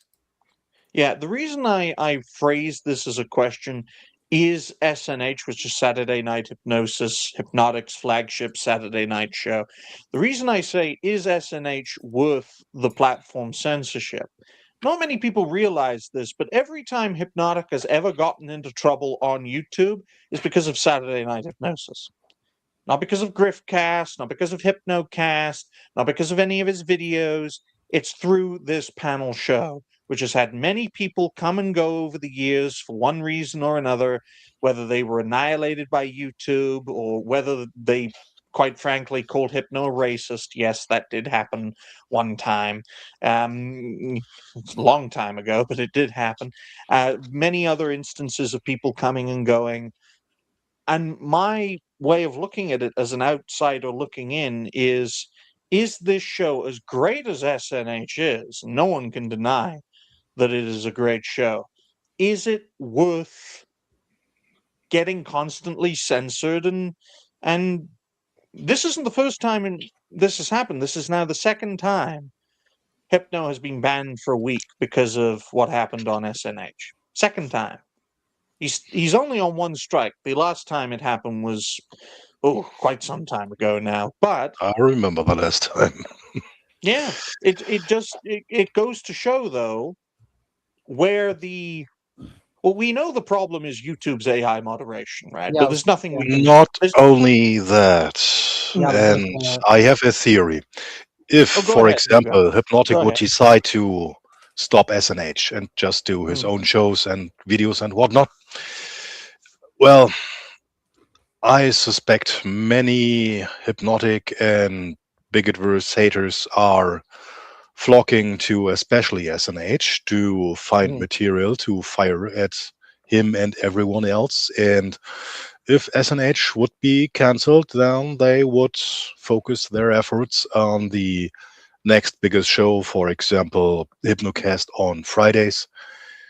And the algorithm and all that crappy stuff that YouTube does because it's incompetent. I'm not inherently against usage of AI, as it's known by now, but I dislike incompetence very much. I'm And I'm sorry to interrupt you, Hugo. I'm just gonna say to Dash, better safe than sorry. Do not play the clip because Yeah, I will not play the clip. I will No. not play. no, it was an innocuous comment that it was while Cassie was speaking. She was talking about Fable and why she doesn't like it, and she's more than welcome to have that perspective. And as a result, YouTube was like, "That's hate speech." The Yeah, fact you don't like I can't Fable. imagine what she Mm. could have said. Like, yeah, like, but I mean, it's probably something like you can say on YouTube, I bet, and then it just decided to take action on that word. I stick to Well, my theory. It's a mix between mass flagging of a fertile moment and how the AI algorithm works within YouTube. So utilizing. If Yeah, you've watched, I mean, well, it's great to see Neck. What a name! I'll just Yeah, call Neck you your boy. boy. How about that? Eh? Just call you boy. Thank you for that. I just want to get this across to people. I don't know if many people on this panel have regularly watched Saturday Night Hypnosis. It's a big show. It's usually got a big panel. Sometimes it has a guest, but not always. And one thing you will find from the show is that it's very competitive. There's a lot of people and there's not a lot of time. Usually 3 hours for a show, you'd think, oh, it's plenty of time for everyone to speak their minds. It's not. Not with a panel of 9, it isn't. Right? So they're all trying their best to get their word in. They're trying their best to appeal to the viewers and to the host and not alienate one another. It looks easy, but it's in fact very, very hard to be on a show like that and come out on top, especially if you're on it all the time. Okay? So if you put a foot wrong like this, in the short term, everything's fine, right? Everyone rallies together, we're all on the same team. But in the long term, you're fucked. Why? Because the rules of the game, especially on YouTube, constantly change. This is a textbook example. This is going to keep happening, and it's going to get worse, which means the source of the problem, whether it's right or wrong, whether it's agreeable or complete nonsense, the source of the issue has to be removed. Or the show itself either migrates away or gets annihilated. Right? Either by YouTube or by Hypno. Yeah. If Strategic it stays choice. like this, and I don't want this to happen. I'm just telling you what YouTube is turning into. If it stays like this, and if it keeps going like this, Saturday Night Hypnosis will not exist in the long term. And neither will any of Hypno's channels on YouTube, because what applies to one channel applies to them all. So if one gets annihilated, they all get annihilated. Yep, that's the Hypno's rule. banned for a week. He can't use any of his other channels either. Really? No, he can't. Because he could get reported for uploading a video on another channel, get flagged for ban evasion, get completely annihilated. Completely. Big problem. Well, the actual problem is the monopoly YouTube still has. But in the long run, nothing lasts forever, and YouTube is in the fuck around and find out phase, from my point of view. It may take some more years, and it might be something new, not Rumble or Kick or whatever it is around already. At some point, they will have ruined enough, and something else as a platform will emerge. Yeah. I agree. I also believe that that's going to take a lot of time, and a lot of livelihoods are going to be ruined before that ever manifests. That's why it is so important to stay connected via every channel possible. Yeah, Nick Whether is it's right. Discord, X, whatever, and all the others. So Nobody can get actually cut off. So yeah. Well, I don't want to sound, merciless when I make this statement. The only way things are going to change for the better, like all things in life, unfortunately, a lot of creators as a whole will have to suffer. Unfortunately, because that's the way the world works, will have to suffer before any genuinely positive change comes out of this, right?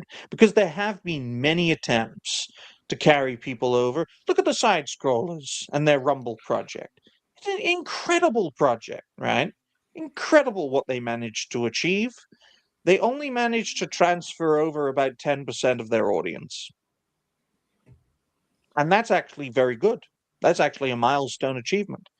Because remember, guys, when they were on Rumble and they were doing those, what were they, 24-hour streams, day after day? It was unlike anything I had ever seen. It was a massive success.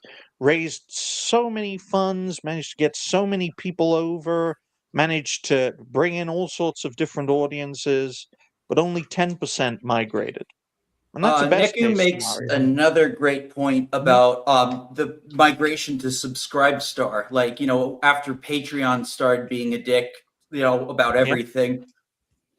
You gotta get this guy on the show sometime. Oh, he's been on my show before. Like, he's good friends with the channel. But you want more homosexuals? Yeah, we got He hasn't been on to this get him on a show. panel show with Damien, and they'll have a fun time Well, together. I did offer him to be on at one point. He said he just wanted to be on with me at one point. But yeah, I'd be I'd welcome him on if he changes his mind. You're a very greedy Neko boy, aren't you? You want Dash all to yourself. That's greedy. You got to be willing to share and taste some new flavor, like Damien. Galaxy will just punch you. That he's not a fan of that sort of thing. But Yeah, I just want to get it over to people that the only way YouTube's monopoly will fade away, because it won't collapse, right? It will fade away over time, is for a lot of creators of many different sizes, of many different shapes, to suffer and to lose everything. And I'm not talking about one or two, I'm talking about hundreds, talking about thousands of prominent creators, right? Hey, think of a creator like a prominent pop culture creator, for example. They would likely be under the scenario where tangible positive change happens and an alternative can finally rise against YouTube. That prominent creator, that the first thing you can think of would have to be deplatformed. And then think of all of their compatriots, all their friends, and then all of their friends, because that's what it's going to take. Sadly. Like, just think about what would happen if Twitch banned. I know, Damien, you're not going to like this, but like, what if Twitch banned Asmon? What would happen? I would be so happy because I hate Asmon. Well, yeah, Damien would be happy. I know a lot of people wouldn't be happy, but let's face it, right? We know that Asmongold could survive, right? He'd go over to Kick, go over to another platform, make a name for himself, survive, right? Not only that, Asmon did that, what many fail to do. Exactly. For example, Neurotic. Not Neurotic. Ninja. No, crap. I mixed that up. Coffee brand, coffee guy. I mean, quarter pounder. Watering. Thanks. Oh, it's Asmongold has, last I heard, 6 businesses or even more, completely independent from content creation. So yeah, to those who are actually very successful, don't put every egg in the same basket. You have the opportunity, be wise about it. But let's face facts here, right? The vast majority, let's focus on the prominent creators, right? Because we know for a fact that up-and-coming creators, established creators, if they're wiped out from YouTube, they will never return. They won't. They'll just be annihilated. They'll fade away. No one will remember them in the long term. And that's a sad fact, right? Let's face it. Of all the prominent creators that we know, that we're aware of in the zeitgeist, not many of them would survive deplatforming in terms of a livelihood, right? Not many. Some would. Asmongold would, but the quartering isn't. And I think we're going to get more quarterings than we are Asmongolds. Let's face facts here. Depends how popular the content creator is and the relationship with his audience, because quartering pissed a lot of his own audience off. So did Boogie. Yeah. Remember Boogie? Yeah, Boogie, I remember Boogie. I remember when he held a gun to someone. Yeah. I'm noticing a pattern. It seems like the OBs don't manage to stay famous for long. Jesus Christ, Damien. Boogie was like famous for a decade. Yes, but it seems like he was finally weighed down. Oh, shots fired from Damien, the emancipated twink. But no, this is a sad situation. First of all, Hypno. The next episode of SNH will be a Rumble exclusive. We don't know what's going to happen there. We know that Hypno will be returning to YouTube on. It's either next Wednesday, I think. Yeah, this coming Wednesday. It was for a week. And who knows? For all we know, guys, in the next few days, Hypno gets struck again. Oh, that's shit. Like, you're very pessimistic, but like, yeah, like it's YouTube's AI is a fucking tyrant. I wanted to like say this. I think the system it makes no fucking sense. It's unfair to the vast majority of creators because this thing is constantly making mistakes. Yet, like, yes, that is exactly the mistakes, and that's why I emphasized incompetence on YouTube's part earlier on. The amount of channels getting banned for absolutely no reason is insane, and combine that with the permanent crashing of especially streams while watching YouTube. That hasn't been the case 3 years ago. It's pathetic. There's a reason for that, right? You know, a creator's getting, suppressed when you have to refresh your screen in order to continue watching their show. That's a sign, because there are signs, folks. Signs to sabotage creators from their audiences. And you could argue that it's incompetence. I personally argue it's malicious. Do you know why I think it's malicious? It's because both. It can be both, but I believe it's mainly malicious because you get struck, you appeal, you win the appeal, you then get struck again, all while you're asleep. And then you appeal again, you lose the appeal. That's not a mistake. That's malicious. That's what happened to me. The problem is YouTube does not allow human beings to do any part of their website. It's the same problem with X, and why I had such a hard time, getting my hacked account banned, and why I couldn't recover it. Yep, it's a massive problem. Humanity first, folks. Otherwise, clankers are going to destroy us all, right? And I can tell you for a fact, right? Because we still got some time. 2-hour show. We still got some time. That merely being associated with a deplatformed creator in the past paints a target on your back, especially algorithmically. Because let's face it, guys, YouTube have all the records. They keep all the records. All the records of all your previous encounters with all the creators you've collaborated with, right? And every one of those people that are deplatformed, that's a red flag for YouTube's algorithmic system. I can tell you this, from what I know, every person on Hypno's panel, every one of them has collaborated with at least one deplatformed creator. Don't ask me how I know that. I just know that. So they all have a target on their back, right? It's like so a for virus. all we know, yeah, it is a virus. Because, say, purely as an example, say Hypno gets deplatformed forever. Worst case scenario, right? And Smash gets deplatformed, then everyone Too. smashes.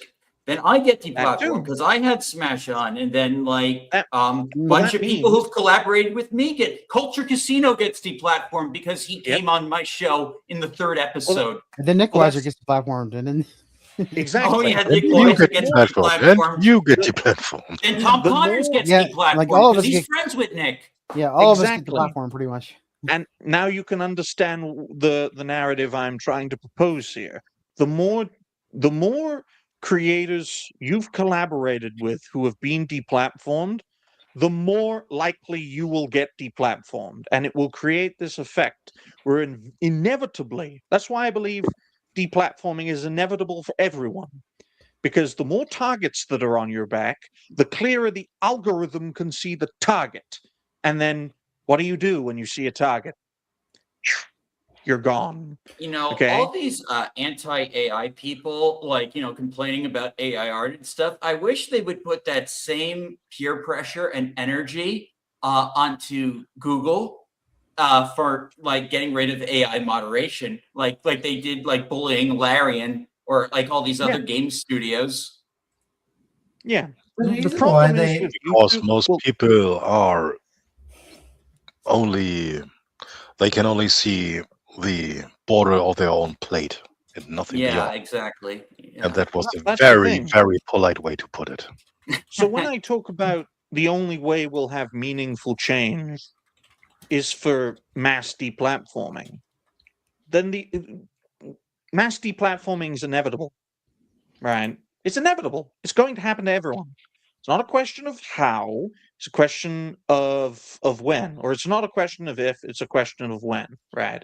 Because I know for a fact that if Hypno gets wiped out, Smash gets wiped out, that's 2 more targets on all of these creators' backs, which means it increases the likelihood they get wiped out, and everyone they've collaborated with gets wiped out, and so on and so forth until there is no one left.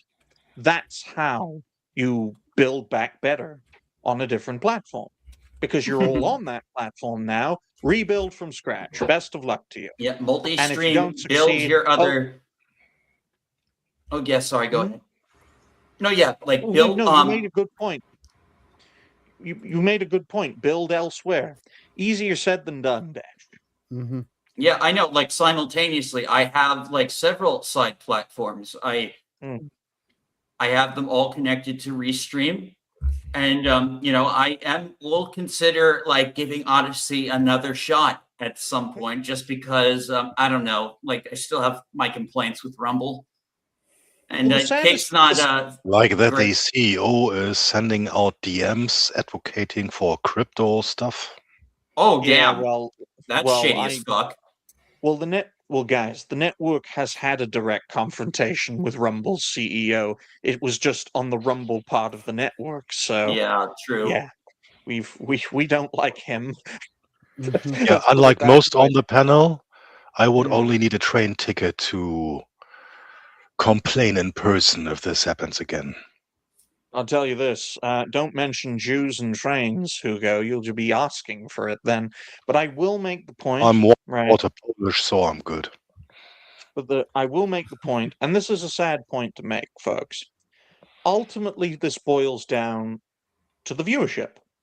Because let's face it, when a creator gets deplatformed, I'm sure you've all experienced this or witnessed this. When a creator gets deplatformed, you see the same old thing. You say, "Oh no, it shouldn't have happened. This is bad. YouTube is bad. Let's help this guy over on another platform. Doesn't matter what that platform is." In a month to 3 months, you forget about that creator. And within a month to 3 months, that creator is being replaced by someone else. Most likely someone else who is more talented, more capable, more pliable, and more amenable to YouTube. And that's the danger, guys, right? YouTube needs to realize that if they let their AI run amok, it'll kill their golden goose. What they should do, if I was YouTube, I'd be like, let's not have AI do moderation. We'll moderate it ourselves. We'll deplatform the most egregious creators and watch as their communities replace them with more pliable, more moderate, more amenable creators to manipulate these communities into what we want them to be. And that's how YouTube prevails. Yeah. Not through wiping everyone out and uniting everyone together, but being like, oh, look at this panel of 9 people. 8 of them are moderate, 1 of them's a radical. Deplatform the radical, they'll replace him or her with a moderate in a few weeks or a few months. That's how they win. But no, they won't do that because they're fucking idiots relying on bots. No, they are henchmen at the front of controlling the narrative around the globe. Yeah, well, you could argue, Hugo, that originally that was YouTube's plan, in air quotes, and those egregious radical creators have already been wiped out, and that most of these panel shows are now moderate. But no, that doesn't go far enough. We're now going to use algorithms, and we're just going to wipe you all out anyway. Because, they hate moderates too. They hate anyone who's not like a radical or just like, an awful like person. Like they don't like you because you speak too much common sense. You're too decent. Like, you're too like, oh, you like your country, or you like you don't think game companies should censor big titties? Like sexist. It's even worse. You think for yourself, you have an actually personal opinion, yeah, you're out. But that's ultimately a trend we see everywhere. Going to take us on a quick tangent. We had over 100 VTubers all decide that they're going to say the exact same thing of fuck ICE. I have evidence of this because I decided to bookmark everyone's tweets. And at no point did a single person actually make a compelling argument. It was just the same copy-paste tweet with some additional text for variety's sake. It's like, and these people get to build communities because then they start to blacklist people. If you don't agree with them, you get left out in the cold. And so basically, because the left has spent decades building their power structures, building their communities, that's why we see that there's no point where they stop and say, we have censored enough. We have encircled enough. They always constantly need to keep pushing inwards. Inevitably, guys, I'm sorry to say this, everyone pictured here will be deplatformed on YouTube. Inevitable. Whether it takes a year, 5 years, 10 years, they already have targets on their back. So it's just a question of when, not if. And everyone they've ever collaborated with as well, once they get annihilated, they'll have targets on their back too. Well, and the only way I wouldn't interject. I just want to interject that people tried to get Geeks and Gamers banned several times. I think there was even some agency that tried to create this dossier to tie them to Alex Jones and Steve Bannon. I forget who did that. Ben Shapiro. Oh yeah, I think Ben Shapiro was in the document too. It's so crazy because Geeks and Gamers literally was on the Daily Wire, and I'm thinking to myself, what the fuck is going? Oh wait, now we know why Geeks and Gamers will never be deplatformed. But no, in all seriousness, ladies and gentlemen, this is a very sad situation, and Hypnotic's a very capable creator. I'm sure he'll find a way through. But you've got to be practical in this situation. You've got to be like, this show is causing all the trouble.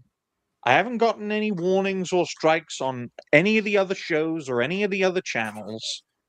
So what's the logical conclusion, guys? Debt to the AI and the creators, but that sounds a bit anti-Semitic.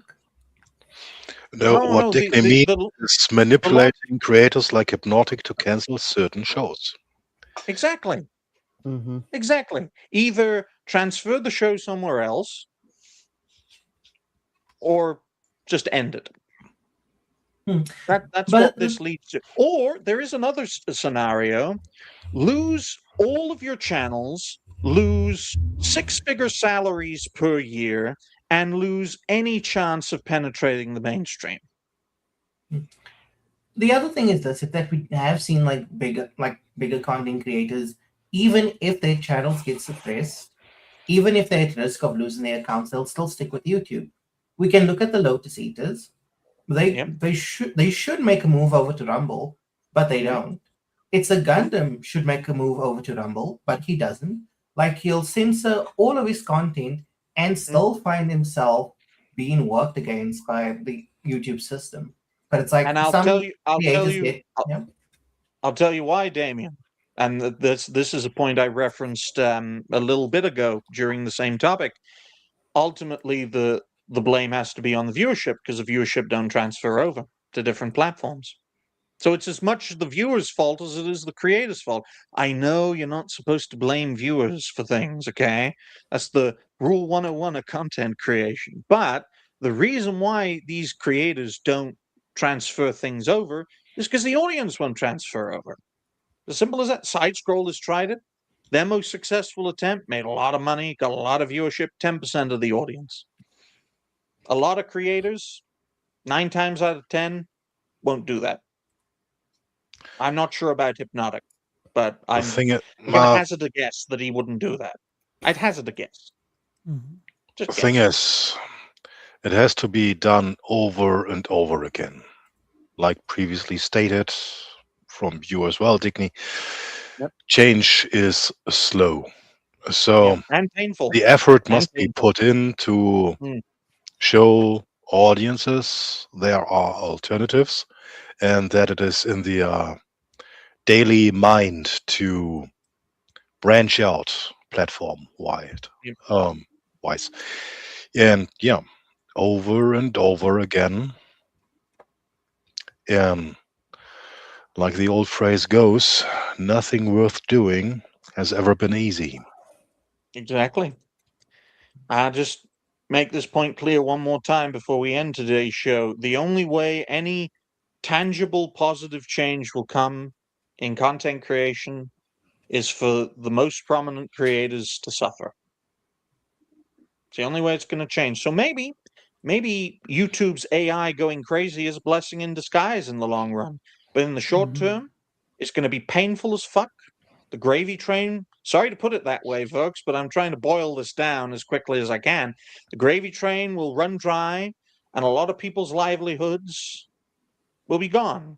Anyone on this panel would be willing to give up 6 figures a year and transfer everything you've built over to a platform with no guarantee of success? I wouldn't do it.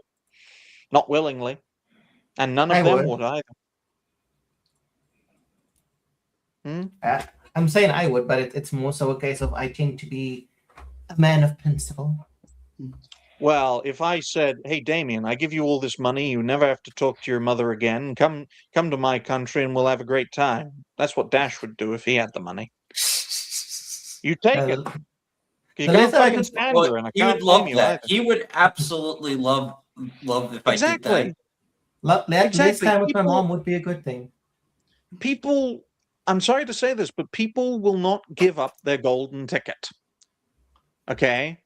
They would rather adapt things and change things and keep things as they are, right? And YouTube would reward a creator for adapting themselves. And I'm sorry to say that, but it is the truth. And unfortunately, there we are again at the slowly boiled frog. Exactly. But we are running out of time, so I'm just going to end it there, and then we can get to future plans. There we go. All right. 1 hour. Best of luck to everyone involved in that situation, because you're going to fucking need it. 1 hour, 58 minutes, and 25 seconds. Okay, future plans. We'll start off with Dash Attack. All right, so I'm going to be on with Levistro tomorrow. Probably going to play some more Code Vein 2. Hopefully meet my waifu in that game at some point. And then new month, February. So, we'll see, what's in store February. I don't really have any, plans other than hosting these shows, and but you know, like always, like stick around. Like things happen. Like you know, we played was playing Dead by Daylight with a bunch of friends of the channel. You know, was trying a new Stranger Things DLC, and had a short viral clip that got, you know, some attention, which was nice. But yeah, just you know, we like to have fun on my channel, so always like if you're in the neighborhood, just pop in. Don't they look cute together, guys? Don't they look cute together? You have Dash towering over Damien, and Damien's got his hands all over Dash. That'd be very interesting. And I Oh wonder my where God. that tail's going, and It's vice going versa. somewhere. Yeah. But look, we appreciate everyone who is part of not only this show, but the part of the network as a whole. And this is how we win. We got to be more versatile. And that's how we will prevail, no matter what clankers get in our way. What about you, Damien? Future plans? Future plans. I'll be making a video on the VTuber ovulation tracker and calling a bunch of people idiots, as I usually do. Then aside from that, it's normal streaming schedule. I'll be trying to finish Hollow Knight tomorrow, as well as look outside on Sunday, and that's about it for now. And you're going to lament the fact that all of your players on Marvel Rivals are stupid and feckless. Oh no, listen. I complain about all my teammates, whether it's on Marvel Rivals or Smite 2. I seem to be cursed with teammates, unfortunately. Thanks for having us. Pardon Say, me. look, DJ Ronnie G is exploding a sorry. little early. Don't worry, Yeah. folks. But you can Anything continue else, his Damien? excitement. That's about it. I'd like to get Dash to play Fortnite again, and thankfully he's not as rusty as last time. I Man. should be a lot better. Yeah, like hopefully we can do that again. Good. Fingers crossed you both make a great team, and we can do what Neko is saying. We can ship you. I would love nothing more than to ship Damien to Dash. Love nothing man. more than to do that. Okay? I We would get to the appreciate it. US. Oh, that's yeah. Yeah, we'll give him a green card or a pink card or a brown card. I don't know. What about you, Galaxy? What are your future plans? Yeah, future plans. Tomorrow, Breath of Fire 2 on my stream on my channel, and then well, I got my schedule up for next week on Sunday, and as you know, Monday, I'm back at it.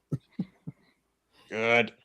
Very good. Well, we appreciate you being on, Galaxy, as usual. How about you, Hugo? What are your future plans? Well, after successfully getting January behind me, I'll have the time again to work on my own projects. But before that, and later on today, I will try a game called Main Sequence. Thanks to Mike Dropped. He played it yesterday on stream. It's a playtest currently, free for all, and basically seems like a mix between No Man's Sky and Satisfactory. So, and it takes up only a bit of 1 gig on the hard drive. Excellent. We always Yeah, like that's efficiently run games. Anything So, else? yeah, that's it for now. Good. You can tell you're telling the truth on YouTube when you lose a subscriber for telling the truth on YouTube. How about you, DJ Ronnie G? What are your future plans? Well, on the next edition of the Monday show on Thursday, perhaps we will look at walnut-shaped moons around the various solar system objects such as Jupiter. And why I'm fascinated by walnut-shaped moons is 2 reasons. 1, they look like walnuts. 2, they look like scrotums. I mean, look at that. It looks like the seam when when they make you in the factory and they take both sides and they put you in that injection molding machine. Because I'm pretty sure that's why there's a seam over there. So yeah, and I think it's actually fascinating from a geology perspective. My theory is that when they were molten rock, they were spinning, and so the equatorial region became a bulgy region because it was still liquid rock, and then when it cooled down, it hardened, looking like a walnut. Beyond that, we just roll with it and try not to use those self-censorship words. Because, like, I swear, like, people would say, like, the a live word, and it's like, don't you think that eventually the censorship mechanism will just kind of update to include that word anyway? So you might as well just be true to yourself, get yourself deplatformed, and then find a place where you can get traction. But as you guys discussed, there are challenges there, and bottom line is that's not the time to talk about that because we already did. But yeah, beyond that, Reggie, any final words, my friend?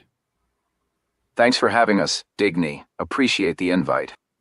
And Dash too. Thank you, Clanker. We appreciate you too. As for my future plans, folks, January's coming to an end, which is usually when I slow down content creation. So expect February to start off strong. Hopefully we can do as well as January. I ran some projections. If we manage to do as well for the rest of the year as we did in January, we could get as high as 700 subs by the end of the year, which is fantastic. It's a fantastic achievement for a first full year doing this, okay? And, well, 2027, 2028, maybe by 2028 we'll fully rebuild. I don't know. We don't have access to the same level of contacts that we did before, so it's more difficult. However, I look forward to the challenge. You better get to 2,000 by the end of this year, Dash. Oh, I will. I am very confident I will. And I look forward to people like trying to grab Damien because he becomes a hit success, but he's like, no, he's our twink, not yours. Get your own. I've already been taken by other people for weekend shows. Oh no, who are those people? Lord Rixworth and Elijah Knightley. See, look, these guys are trying to steal our twink. Why don't you They bring are. them here so we can have a good talk with them? Yeah, if they want to come on the show, they're more than welcome. Well, you'd more than likely get invited to their show because we tend to be a bit more free with the words there. I see. Yeah, see, look, probably. See, look, Damien's Dangerous Twinks live every Sunday at 4 p.m. UK time. I don't fucking know when they go live. But on that note, ladies and gentlemen, thank you all very much for watching the 21st episode of Dash Attack's Old White Road. No, the show is not called Overdosing Wankers because for some reason, Dash likes to name the show ODW for some reason. Is that like a gay thing or a I have furry no thing? idea. I think it's just a dyslexic thing. Probably because, let's see, W adjacent to the D key a little bit. I think I just fuck up all the time. That's pretty much it. No conspiracy. No hidden gay lingo. Oh, you never know. You never know. But he's just a lingo. Or you're hitting want D to instead turn of the show- R. Yeah. If you want to turn the show into Overdosing Wankers, we got to have a conversation first. But on that note, thank you all very much for watching today's show. If you haven't already, like the stream, share the stream. Yeah, we still have enough time. Donations are always welcome. And I'll give it to Dash to end today's show.